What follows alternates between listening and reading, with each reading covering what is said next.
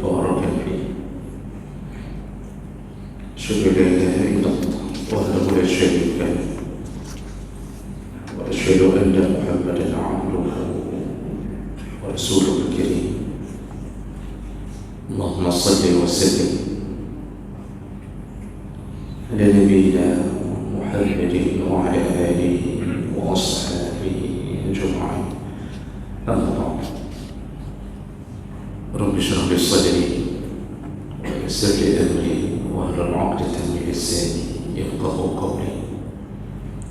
Segala puji bagi Allah, kemudian salawat dan salam pada Rasulullah, pada keluarga dan seluruh sahabat-sahabatnya. Bapak Ibu jemaah salat subuh yang Allah muliakan, insyaallah kita akan sambung pelajaran kita tentang tanda-tanda kiamat kecil. Di pertemuan kita yang lalu, berdasarkan hadis Nabi SAW,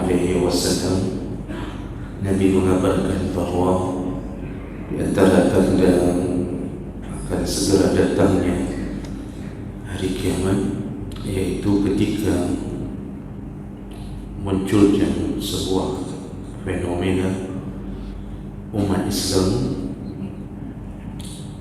akan semakin sering bermusuhan sesamanya, dan itulah permohonan Nabi kepada Allah yang ditolak oleh Allah Subhanahu wa Ta'ala.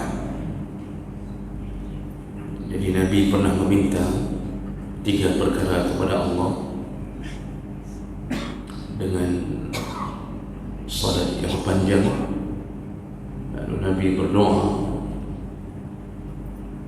Itu Nabi meminta yang pertama agar umatnya tidak dibinasakan dengan kelaparan. Allah mengabulkannya. Artinya tidak akan binasa umat ini dengan musibah lapar. Kalaupun terjadi, hanya pada sebahagian kecil kaum. Kemudian Nabi memohon permintaan kedua agar Allah tidak membinasakan umatnya melalui banjir seperti terjadi pada umat Nabi Nuh. Allah pun mengabulkannya. Maka walaupun tsunami datang berulang-ulang, tapi tidak menghabiskan umat Muhammad sallallahu alaihi wasallam. Nah, permintaan ketiga, Nabi memohon kepada Allah agar umatnya tidak saling membunuh, tidak saling bertikai. Disitulah takdir Allah. Ternyata telah tertulis bahawa sesama umat Muhammad itu akan tetap terjadi pertikaian. Jadi Allah menolak doa Nabi yang ketiga, bukan karena Allah tak sayang pada kekasihnya, tapi karena Allah tak mengubah takdirnya. Maka yang terjadi pada hari ini adalah pertikaian tidak bisa dihindarkan antara satu negeri Muslim dengan negeri Muslim yang lain. Saling tidak membuka pintu untuk berdamai. Bahkan yang lebih aneh, umat Muhammad hari ini sibuk bertikai dengan urusan-urusan khilafiyah di dalam fiqh yang tidak tercatat sebagai dosa, tapi diperselisihkan terus-terusan. Diperselisihkan urusan-urusan kecil dalam cabang-cabang ibadat. Diperselisihkan tentang qunut subuh, perselisihkan cara duduk orang salat. Padahal semuanya dibolehkan, semuanya hasil ijtihad. Walaupun salah di sisi Allah, tetap tidak dianggap dosa, tapi disibukkan dengan itu. Padahal musuh tidak pernah dibicarakan. Ya. Jadi sudah tidak lagi melihat siapa musuh, tapi menjadikan kawan, semuanya menjadi lawan. Begitulah konsep berfikirnya umat di akhir zaman. Jadi makanya wajar hari ini kita terus bertikai antara satu masjid dengan masjid yang lain. Itu karena memang pertama Allah telah menuliskan qadanya di atas kita dengan keadaan begitu. Namun walaupun begitu, kita yang punya ilmu, faham agama, sebaiknya berlapang dadalah, berusahalah menghindar dari pertikaian antara sesama kita, karena pasti ujung-ujungnya nanti akan menimbulkan dosa akibat pertikaian. Baik, kita lanjutkan berikutnya. Tanda berikutnya yaitu tahafut al-umam wa takalubuha ala ummati Muhammad. Kiamat itu akan terjadi, yaitu ketika umat Muhammad dikeroyok beramai-ramai oleh orang-orang kafir. Ini kalau sudah sampai pada tahapan umat Muhammad dibantai, diserang, dan yang menyerang bukan satu dua dari musuhnya, tetapi semua dari berbagai kalangan orang-orang kafir bersatu padu menyerang umat Muhammad, itu tanda bahawa kiamat itu akan segera datang. Dan keadaan itu telah digambarkan oleh Rasulullah SAW. Ada dua hadis dengan derajat yang sahih yang menggambarkan keadaan tentang akhir zaman. Kita sebagai umat Muhammad itu akan dikeroyok beramai-ramai oleh orang-orang yang tidak berakidah yang benar. Di antaranya hadis yang pertama dari Samurah bin Jundub radhiyallahu anhu qala Rasulullah sallallahu alaihi wasallam, Rasulullah berkata, yushiku ayyamla Allahu azza wa jalla aydiyakum minal ajab. Hampir-hampir, kata Nabi, kalian ini semua nanti hampir-hampir bisa diberikan kekuasaan oleh Allah sepenuh tangan kalian di atas orang ajam. Ajam itu orang non-Arab, disebut ajam. Jadi ada Arab, ada ajam. Jadi Nabi mengatakan hampir saja Allah memberikan kekuasaan penuh pada kalian, wahai bangsa Arab, untuk mengalahkan orang-orang ajam. Summa yakununa asadan, tapi lihatlah nanti Allah akan membalikkan keadaan, kata Nabi, mereka iaitu orang-orang ajam, yakununa asadan, mereka lah nanti yang akan menjadi singa, la yafirrun, dan mereka punya keberanian, punya mental, mereka tidak akan melarikan diri dari kalian. Fayaqtulun muqatilatakum wa yaquluna fai'akum, mereka nanti akan membunuh semua pejuang-pejuang kalian, dan mereka akan memakan apapun sumber harta kalian.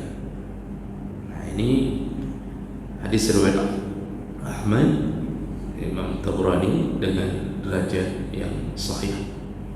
Nah, jemaah melakukan Allah Subhanahu wa taala. Hadis pertama, Nabi ingin mengatakan tentang sebuah fenomena di akhir zaman, yaitu kita semua akan dihabisi oleh orang-orang ajam. Nah, sebelum itu Nabi menyebutkan bahawa hampir saja Allah memberikan kekuasaan penuh kepada kalian, wahai bangsa Arab, untuk mengalahkan ajam. Jadi bahasa hampir saja menunjukkan pernah terjadi, kekuasaan penuh itu pernah dipegang oleh bangsa Arab. Jadi hampir penuh mengalahkan seluruh alam. Dan ternyata memang begitu kejadiannya. Inilah salah satu mukjizat Nabi SAW, menunjukkan kebenaran seorang Muhammad SAW, bahawa beliau tahu dengan izin Allah apa yang akan terjadi setelah beliau wafat. Dan beliau mengatakan, kalian akan mengalahkan orang-orang ajam di awal, dan hampir kalian menguasai dunia. Maka kalau kita membuka lembaran sejarah, maka kita temukan bagaimana hebatnya perjuangan Orang-orang Arab, walaupun masa Nabi dulu berbagai perang dilakukan, dan hampir semua perang tercatat bahawa pasukan kafir itu 10 kali lipat melebihi pasukan muslim. Tapi Masya Allah, hampir semua perang kecuali Uhud, itu pun karena pengkhianatan oleh para pasukan pemanah yang tidak taat pada Nabi, semua perang dimenangkan oleh kaum muslimin. Perbandingannya 10 kali lipat jumlah kaum kafir, tapi tetap dimenangkan. Sehingga timbullah rasa segan, timbullah rasa takut di kalangan orang-orang kafir di saat itu. Setelah Nabi tiada, perjuangan dilanjutkan oleh para sahabat, juga sama, kekuatan penuh. Di masa Umar, Persia ditaklukkan, kemudian Roma mengikutinya. Umar mengirimkan Khalid bin Walid untuk menaklukkan daerah-daerah kekuasaan Persia, sampai yang paling fenomenal yaitu ketika Khalid bin Walid menuliskan surat kepada Raja Persia. Dia menyebutkan dalam suratnya, setelah menyebut nama Allah, dia mengatakan, wahai raja-raja Persia yang belum mau menerima kebenaran dari Muhammad SAW, maka kami akan datang kepada kalian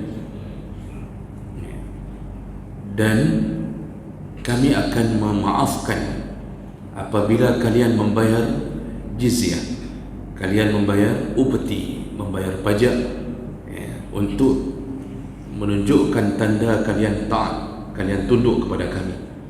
Kalau itu tidak kalian lakukan, jadi Khalid menuliskan, kalau kalian membayarkan pajak sebagai tanda penaklukan, maka kalian aman. Artinya silakan tinggal di negeri yang kami kuasai, kami tidak akan mengganggu kalian. Tapi kalau kalian menolaknya, kalian menolak Islam, lalu menolak untuk taat, menolak untuk tunduk kepada kami, maka ketahuilah kalian akan didatangi oleh orang-orang yang lebih merindukan mati daripada kehidupan. Begitu kata Khalid dalam suratnya.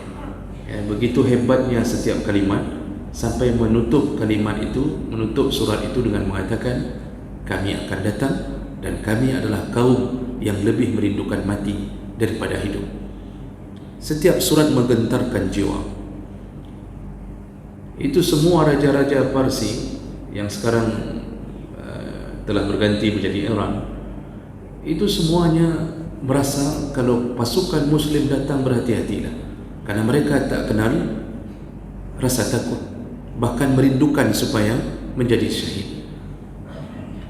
Ini yang menjadi modal sehingga orang-orang kafir begitu gentarnya mendengarkan pasukan muslim, dan terus berlanjut perjuangan itu. Dikuasailah berbagai belahan, terjadi ekspansi besar-besaran, sampai Bani Umayyah, mulai dari Damaskus, Syria, kemudian sampai ke Andalusia, bahkan terkenal Tariq bin Ziyad yang menyeberangi laut lalu kemudian menghancurkan kapal-kapal pasukannya agar tidak pernah berfikir untuk melarikan diri.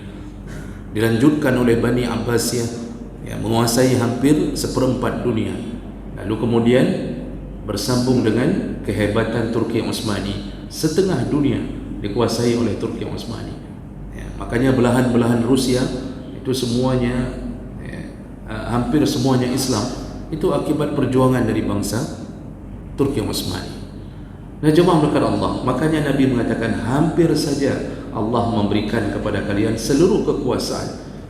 Hampir, cuma kata Nabi. Disitulah Nabi menggambarkan keadaan sebaliknya. Apa yang terjadi? Nanti kata Nabi, keadaan akan terbalik. Mereka lah, yaitu orang-orang kafir, yang akan menjadi singa, lalu dia akan membunuh pasukan-pasukan kalian tanpa rasa takut. Jadi tidak ada lagi rasa gentarnya, dan kemudian mereka memakan sumber hasil kalian semuanya. Jemaah melakukan Allah Subhanahu wa taala. Ini sudah kita lihat di depan mata kita. Apa yang 1400 tahun lebih dulu Nabi telah mengabarkannya, hari ini kita telah mendapatkan bukti bahawa hari ini Islam tidak lagi ditakuti. Bahkan orang-orang meremehkannya, dan orang-orang mulai mengerumuni, mengerubungi, mengeroyok semua basis-basis Islam. Tidak ada raja Islam yang dibiarkan tersisa yang berani melawan kekuasaan Eropah. Tidak ada yang dibiarkan, dihancurkan satu persatu. Mulai penghancuran ini, yaitu semenjak dari abad ke-7 Hijriah, tanda-tanda ini sudah mulai datang, yaitu semenjak bangsa Tartar menghabisi dinasti Abbasiyah, dikuasainya Baghdad.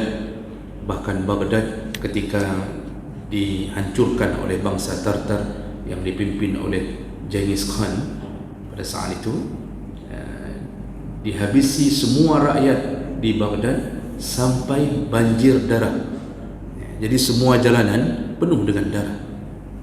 Seorang ibu hamil pun akan dibunuh, lalu dikeluarkan janinnya untuk dibunuh dengan janin-janinnya. Begitu kejamnya bangsa Tartar. Abbasiyah runtuh. Abbasiyah runtuh. Padahal bangsa yang sangat besar, sampai tercatat dalam sejarah salah satu negeri di Spanyol yang seorang perempuan muslimah di saat itu diganggu oleh sekelompok pemuda dengan mengaitkan roknya atau pakaiannya, dikaitkan ke paku di salah satu dinding. Ini perempuan yang sedang berjalan lalu diganggu, dilecehkan oleh sekelompok pemuda yang pada waktu itu beragama Kristen. Jadi roknya disangkutkan pada paku sehingga ketika dia berjalan robeklah rok tersebut. Lalu kemudian perempuan ini mengucapkan kalimat wa mu'tasimahu, wahai mu'tasim, tolonglah aku.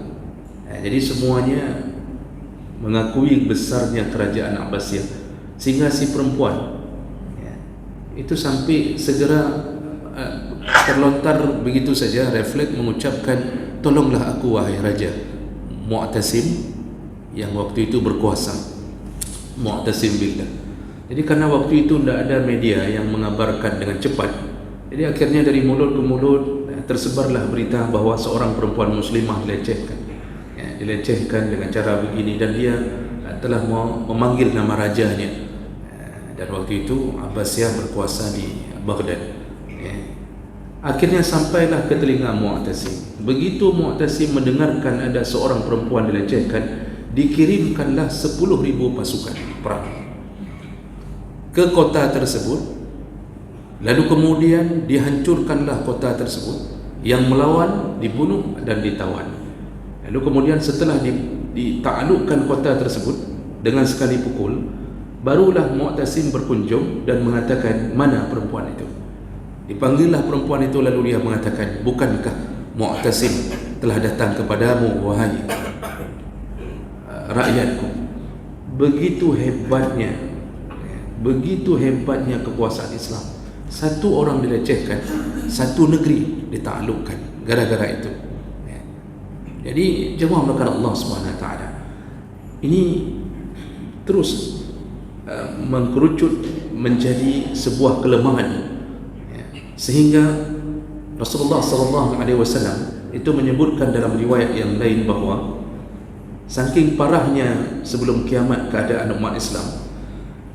Dalam hadis riwayat Thauban radhiyallahu anhu, Rasulullah berkata, yushikul umam an tada'a alaikum kama tada'a al-akla ila qas'atiha. Nanti kalian ini hampir semua kalian dikuasai oleh orang-orang kafir, kalian dikeroyok, kalian akan dikerubungi sebagaimana binatang yang sedang lapar mengerubungi makanan. Jadi seperti lalat yang sedang merubungi makanan di atas piring, kalian betul-betul dimakan beramai-ramai. Faqala qail, Lalu ada sahabat yang bertanya, wa min qillatin nahnu yawma idzin, apakah nanti kita jumlahnya sedikit ya Rasulullah? Maksudnya kok bisa nanti kita dikeroyok? Sahabat aja tak sanggup menjangkau pada waktu itu.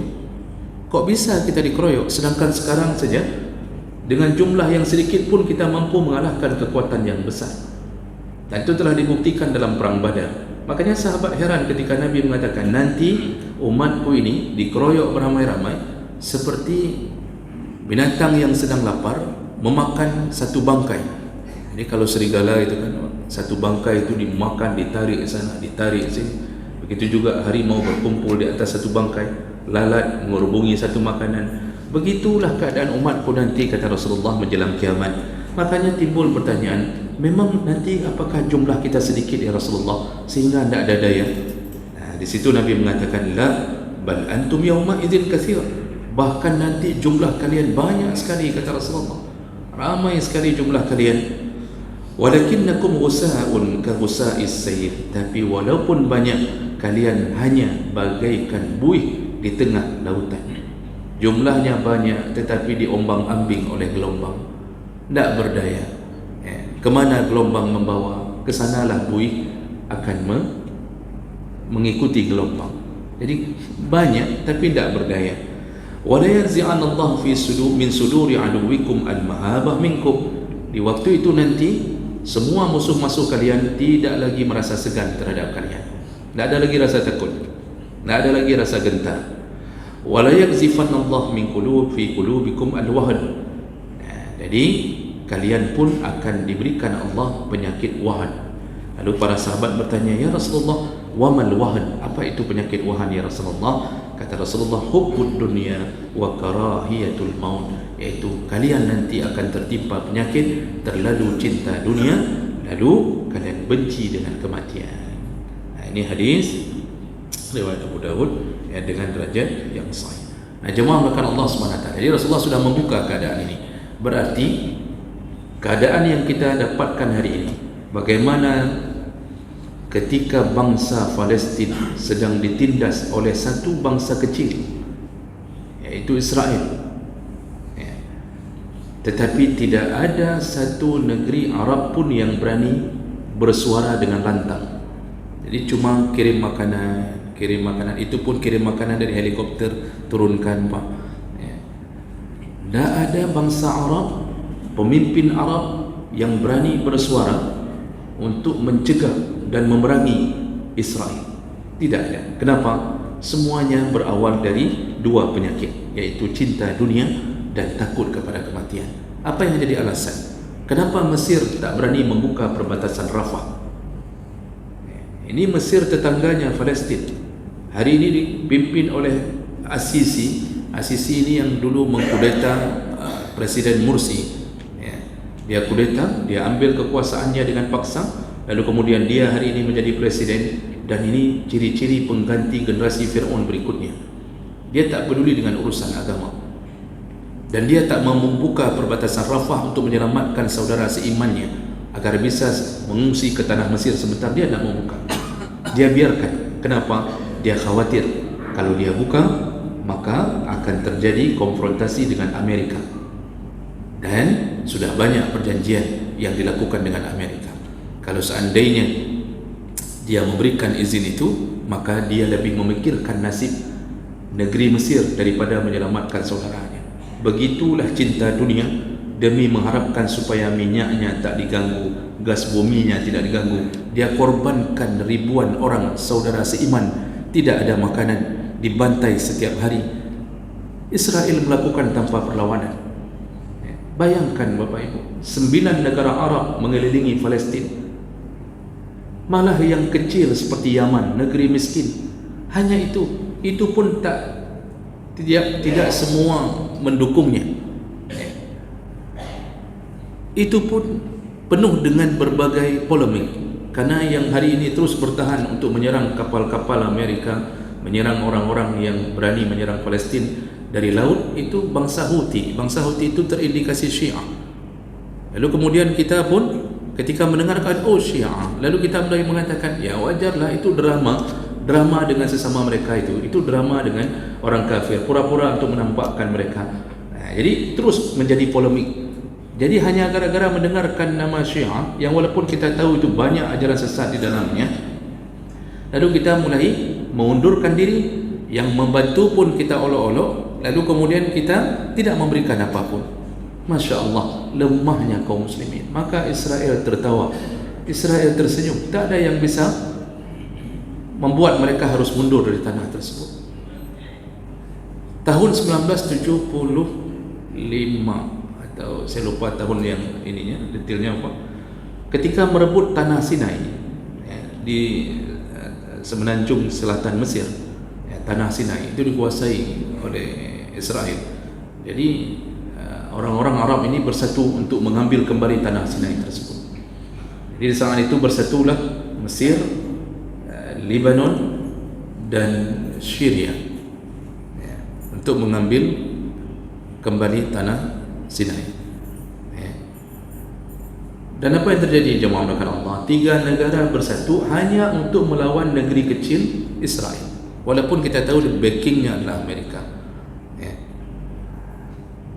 Dan di saat itu satu negeri ini, yaitu Israel ini, mampu mengalahkan 3 negara besar ini. Dikalahkan. Dan ahli sejarah kemudian mencatat, kenapa kok bisa dikalahkan oleh satu negeri padahal 3 negara besar ini bergabung? Jadi saya baca di dalam beberapa artikel yang ditulis oleh para sejarawan, mereka mengatakan orang-orang Israel ini di balik memang ada bantuan dari Amerika, tapi mereka serius mempertahankan sesuatu yang mereka inginkan. Bahkan mereka berdoa kepada Tuhan-Tuhan mereka. Sedangkan tentara-tentara Arab ini, itu tahun 1970-an itu sudah begitu. Mereka pagi berperang, malam mereka akan meminum khamar. Jadi duduk, berkumpul, minum khamar, lalu nanti berjoget bersama. Ada banyak yang tidak salat, bahkan tidak kenal siapa Allah. Begitu keadaan di waktu itu, sehingga lemahlah keadaan. Jadi memang Islam ini betul-betul akan menjadi makanan.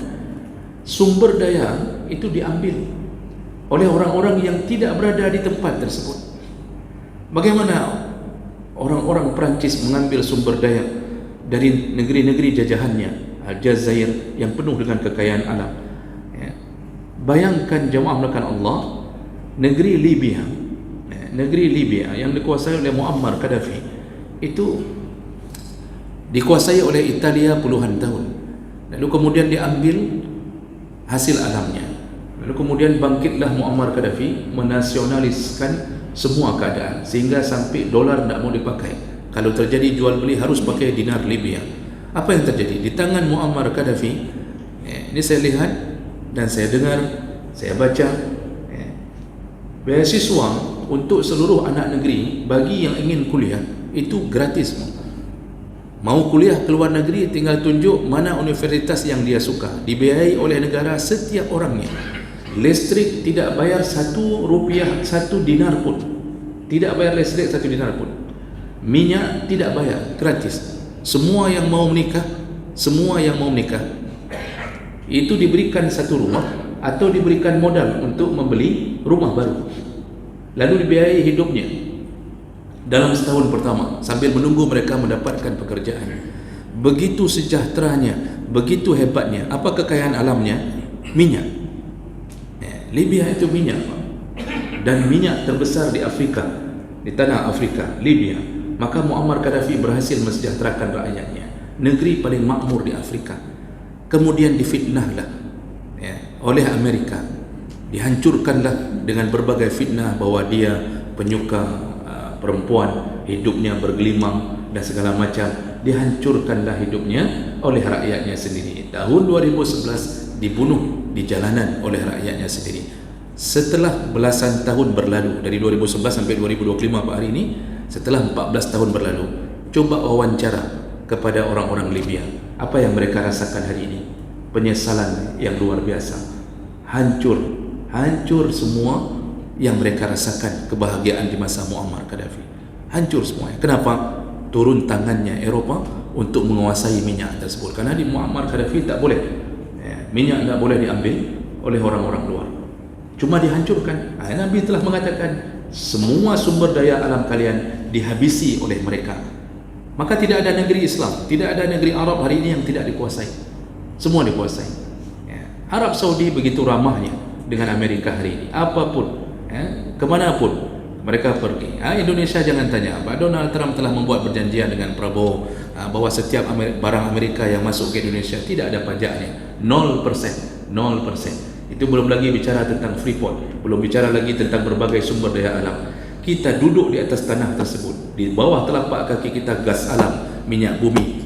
Apakah mengubah hidup kita? Berapa gaji PNS?